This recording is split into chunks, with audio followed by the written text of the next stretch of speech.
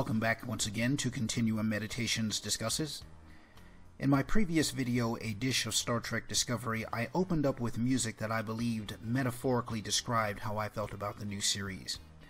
I did not explain those feelings at that time, but decided to reserve the explanation for another video because I assumed many of you would not immediately get the meaning of their inclusion. As I stated in my video, The Orville, Star Trek, and Star Wars, A Time of Decision, I believe that a new kind of Star Trek is dawning, one that is abandoning the classical foundations laid down by Gene Roddenberry in the 1960s that were carried forth into the Next Generation years and effectively ended with the conclusion of Star Trek Voyager and Star Trek Enterprise. I further articulated this fundamental alteration to Star Trek's philosophy in my other video specifically dealing with Star Trek Discovery, entitled Star Trek Discovery's Identity Crisis.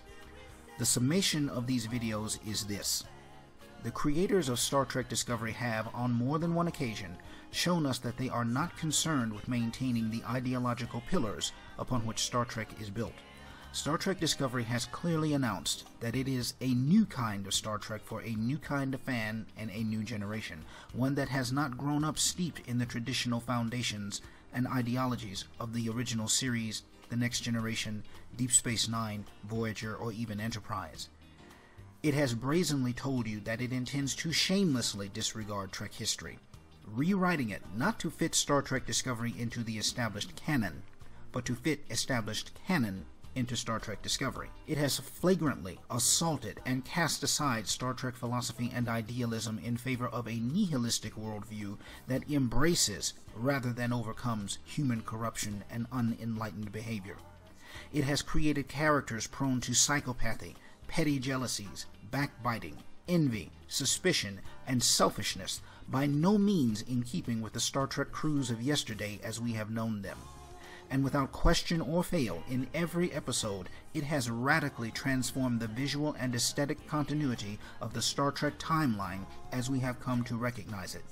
It has assailed the look and feel of Starfleet technology and uniforms from the pre-Kirk era.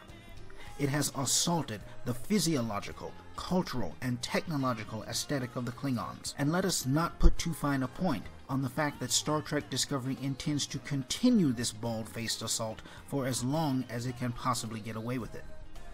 Ladies and gentlemen, this was the reason for my sampling of the song I used at the beginning of my previous video on Star Trek Discovery, along with the accompanying visuals.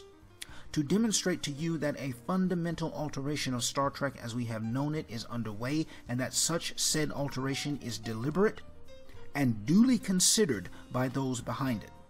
This is not some unfortunate concatenation of bumbling ineptitude on the part of Star Trek Discovery's producers.